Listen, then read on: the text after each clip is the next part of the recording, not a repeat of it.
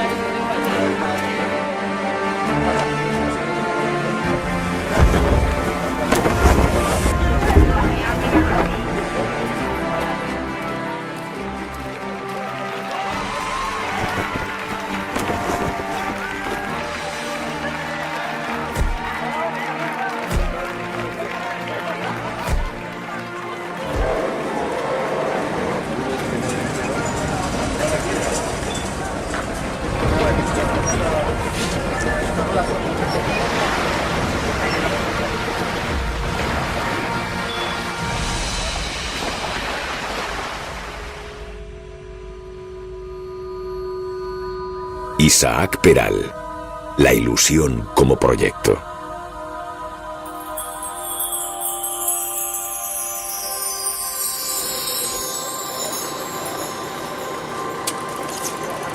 Rodeado de un ambiente de mar, el pequeño Isaac comenzó a construir una vida repleta de ilusión y perseverancia. La ciudad de Cartagena, ubicada en la costa sureste de la región de Murcia, acunó así la historia de quien sería el Gran Peral, inventor del primer submarino de autopropulsión eléctrica.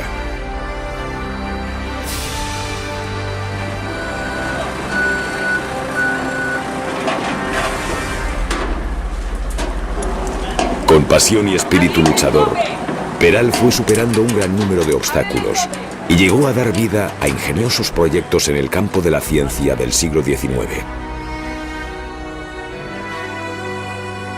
Pero sobre todo, Isaac Peral fue motivo de orgullo para España cuando deslumbró al mundo de la navegación con su trascendente invento. Sin embargo, poco pudimos disfrutar de ese insigne logro a causa de las conspiraciones que rodearon lo que pudo ser el mayor éxito de la Marina española.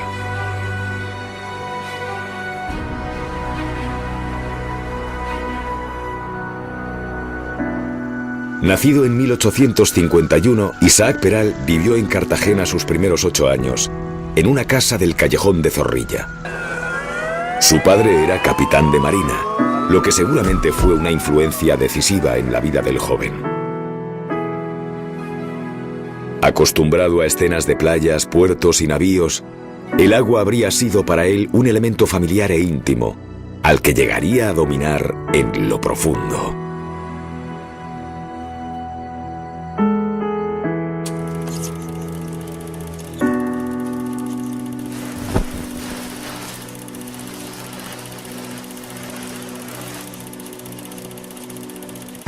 En 1859, la familia Peral se traslada a San Fernando, Cádiz, nuevo destino de su padre. Allí Isaac ingresó como su hermano en el Colegio Naval Militar de San Carlos, para comenzar la carrera en la Marina con solo 14 años. Peral se aplicó con esfuerzo y firmeza, y en poco tiempo obtuvo la distinción de guardia marina. Poco después, en 1872, se embarcó como alférez de navío en la corbeta Villa de Bilbao, el primero de sus destinos navales. Filipinas, Italia, las Antillas y Cuba. Muchos de esos destinos incluyeron contiendas militares, y en todas ellas Isaac se destacaba por el valor con que defendía a España. Así, con solo 21 años, Peral es condecorado con la medalla de la Cruz Roja del Mérito Naval por su participación en la Guerra de Cuba, a la que se une otra distinción obtenida en la Guerra Carlista en 1875. Fueron 16 años de sucesivos viajes, en los que Peral llegó a sumar 1.318 días en el mar. Sin embargo, Isaac Peral no solo era reconocido por su valentía en los conflictos bélicos, ya entonces destacaba por su entrega al análisis y la observación, con ingeniosas elucubraciones que lograban entusiasmarlo profundamente. Después de un tiempo de viajes, Peral asume un nuevo rumbo vocacional y se convierte en profesor de guardiamarinas en San Fernando. Este giro le dio oportunidad de plasmar su primer escrito, fruto de sus muchas observaciones, el Tratado Teórico Práctico sobre los huracanes. Recibió por ello la Cruz de la Orden del Mérito Naval, esta vez por su labor científica, que no hacía más que comenzar.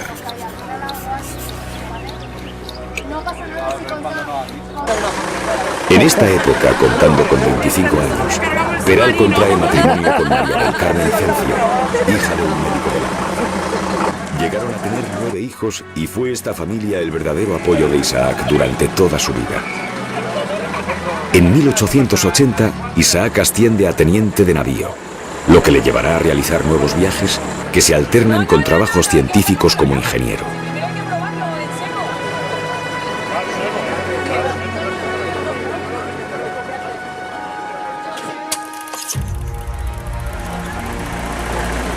Sin embargo, uno de esos viajes modificaría su historia. Accidentalmente, Peral es herido en la sien por un barbero. Ese incidente le provocaría consecuencias inimaginables.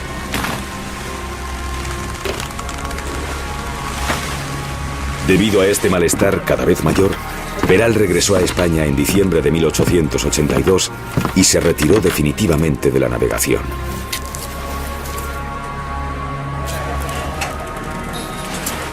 Pero la dificultad no iba a detenerlo. Perseverante y luchador, Isaac pasó a trabajar como profesor de física y matemática en la Escuela de Ampliación de Estudios de la Armada.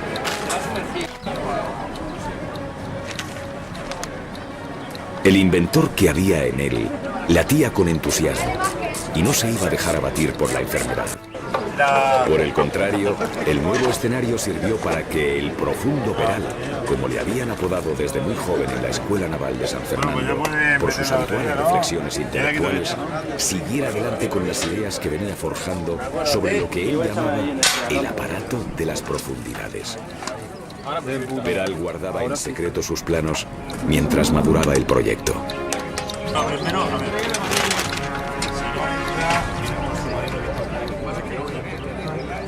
Vale, fuera.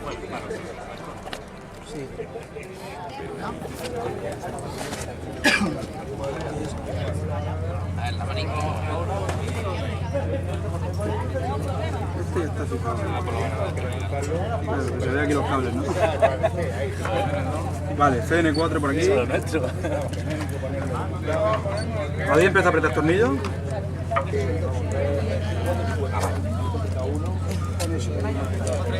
Vamos a pegar igual desde ahí todas las puertas que le dan. Por fin, lo que había sido un dibujo en el papel podría convertirse en realidad. Al llegar a Madrid y frente a un buen número de expertos, Peral explicaría su invento y conseguiría la aprobación para comenzar a fabricar el submarino. Con su invento, Peral superaba el gran reto de la navegación militar. El suyo sería el primer submarino que incorporaba un sistema de lanzamiento de torpedos bajo el mar. El invento del cartagenero era el arma de guerra perfecta, que pronto levantaría la atención del resto del mundo y despertaría su fama. Así, en 1885, se destinó un presupuesto inicial de 5.000 pesetas que sirvió para adquirir el material necesario. Superando sus problemas de salud, el inventor se ocupó personalmente de su compra.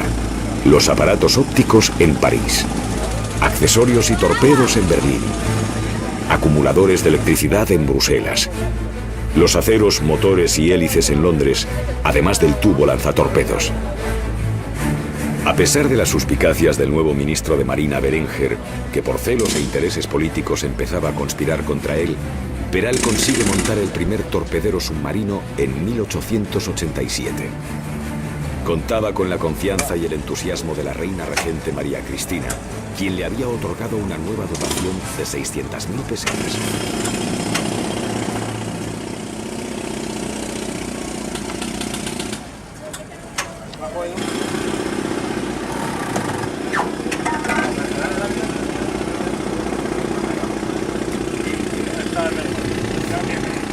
Se trataba de un invento revolucionario con el que España pasaba los anales de la navegación para siempre. Con su casco, cuadernas y mamparas de acero, el submarino de Peral se adentraba en el mar y también en la historia. Consistía en una nave de un solo casco de 22 metros de eslora. La manga y el puntal medían casi 3 metros cada uno.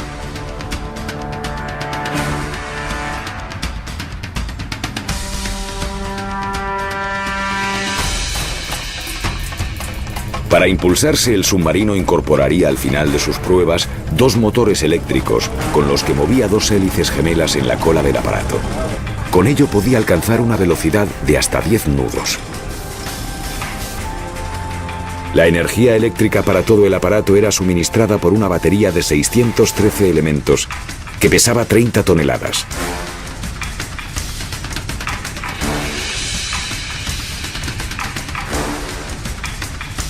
Dos acumuladores eléctricos de 30 caballos cada uno suministraban corriente para hacer girar unas dinamos, las cuales, por rotación, movían a su vez las 2 hélices que hacían subir o bajar el submarino. Estaban dispuestas una en cada extremo en el eje vertical de la nave. Este par de hélices tenían la función de mantenerlo estable en inmersión. Asimismo, y como gran originalidad de Isaac, un sofisticado aparato de profundidades permitía el hundimiento y salida a superficie del submarino según se llenaran o vaciaran de agua los tanques diseñados para tal fin. De este modo, el peso del submarino era de 77 toneladas en superficie y 85 en inmersión.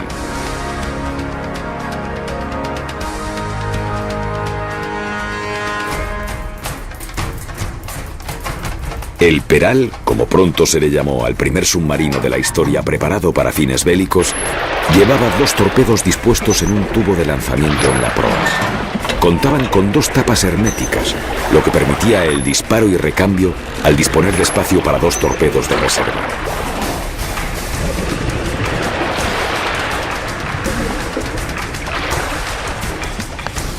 La dotación militar prevista era de 12 hombres, con oxígeno para varias horas, ya que contaba con un mecanismo para regenerar el aire al pasarlo por un purificador que eliminaba el dióxido de carbono.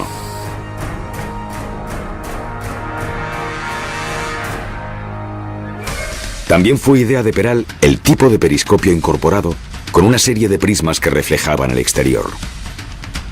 Por primera vez, un aparato podía funcionar con autonomía debajo del agua, garantizando el suministro de oxígeno. Todo gracias al ingenio de Peral, que había aplicado sus descubrimientos relacionados con el acumulador eléctrico a un sumergible. Era la primera vez que se construía en el arsenal de Cádiz una nave de metal.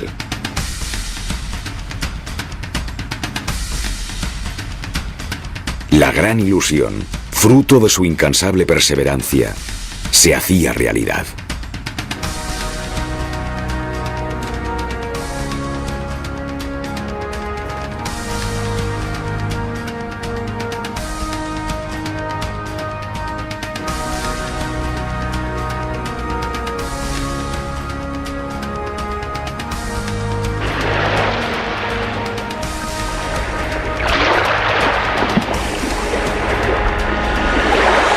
Con todo preparado, el día 8 de septiembre de 1888, a las 14:35, el submarino fue botado en el arsenal de la Carraca, en San Fernando. Las damas que habían sido invitadas al acto de botadura recibieron como recuerdo un abanico hecho de papel y madera con el rostro de Peral plasmado en él, junto a la imagen de su invento y de su poderío bélico, rodeado de gloria. Para ese entonces la fama del cartagenero era enorme en toda España. Una multitud se había concentrado para ver la primera gran prueba y aplaudir al inventor. A partir de allí, Peral fue también rostro publicitario de tiendas de comercio, de etiquetas de Jerez y cigarros, de cromos, de cajas de cerillas y chocolate, y aún mucho después fue recordado como una gran celebridad española en sellos postales, canciones, monedas y emblemas. En todos los casos su imagen estaba asociada al honor, el patriotismo y el éxito nacional, símbolo de la recuperación de España en el escenario internacional.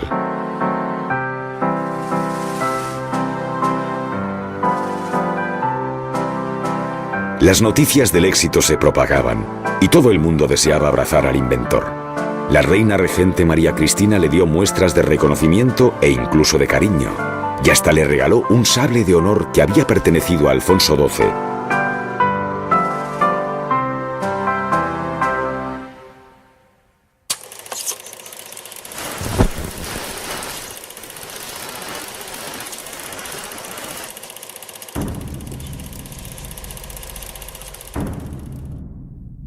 Pero las envidias y los intereses ocultos pudieron más, y la junta de expertos, con la influencia de algún interés político, desprestigió el nombre de Peral y las cualidades de su invento. El submarino, que iba superando una a una todas las pruebas, empezó a recibir sin embargo falsas críticas. Llegó incluso a sufrir un sabotaje el día de la gran prueba del lanzamiento de torpedos contra el buque Colón. Por aquel entonces, Peral estaba a punto de conseguir un lugar de diputado en Cádiz, que también interesaba al hijo del ministro Berenguer.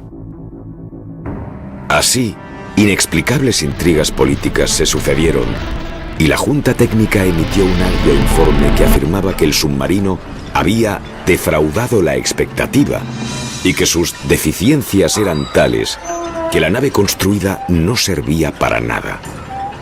Más preocupados por sus celos que por el bien de España, los responsables dejaron al descubierto los escritos de Peral y se dice que algún país extranjero tuvo acceso a ellos.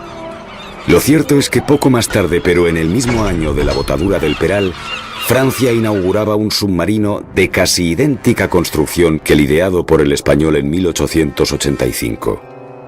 ¿Casualidad? Peral, defraudado, solicitó la baja de la Armada y se apartó de la Marina en 1891. Ante las críticas injustas que se vertían sobre él, intentó defenderse con un manifiesto que solo un pequeño diario aceptó publicar. Hoy hablo, pues, y hablo con pena, porque desearía que lo que va a leerse no hubiera sido necesario escribirlo. Ofrecí al gobierno mis ideas sin que me guiase otro móvil que contribuir al engrandecimiento de mi patria. Se han cometido verdaderas inconveniencias lamentables y ya irremediables, y me han inferido pública y oficialmente agravios que no creo haber merecido. Pero Isaac sabría seguir adelante. Su vocación inventora era el motor de su energía, y su ilusión estaba puesta ahora en nuevos proyectos, a los que se entregaba con igual pasión. Instalado en Madrid, en 1892 creó su propia empresa de electricidad y patentó diversos aparatos eléctricos como el acumulador. Gracias a Peral nacieron los primeros tendidos de electricidad que hubo en España. Sus inventos llamaban la atención y eran solicitados desde el extranjero. Suyo fue también el primer prototipo de la ametralladora eléctrica usada en la Primera Guerra Mundial.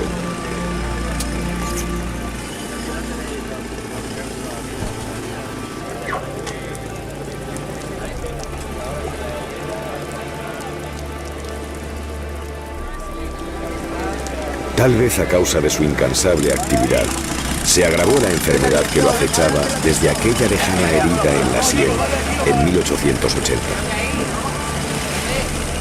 15 años después, en 1895, Isaac se trasladó con su mujer a Berlín para recibir una intervención de urgencia. Pero una infección aceleró lo que ya era una muerte segura. En mayo de ese año, y con solo 44 años, moría en Alemania uno de los hombres más ingeniosos en la historia de la ciencia española. sus restos fueron trasladados a Madrid, donde pasó inadvertido en el cementerio de la Almudena. Pero en 1911, Cartagena rescató a su hijo de aquel olvido y lo devolvió a su región de Murcia natal. La ciudad que había visto nacer las primeras ilusiones de Peral tenía la determinación de acunar ahora sus sueños y recordarlos ante el mundo.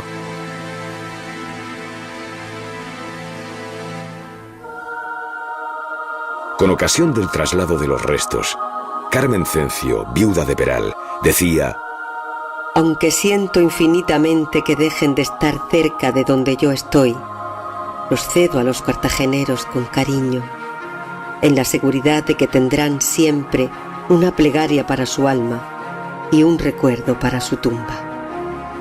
En 1927 se construyó para él un mausoleo en el cementerio de Nuestra Señora de los Remedios, donde descansa hasta el día de hoy bajo un monumento en su memoria.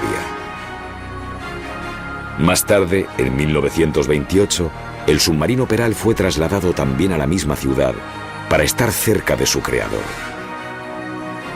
Y en 1965 se lo ubicó definitivamente en el Paseo Marítimo, donde exhibe orgulloso su apellido cartagenero. El puerto de su ciudad le regala cada día la misma brisa que vio nacer, sin saberlo entonces, la ilusión de ese gran proyecto.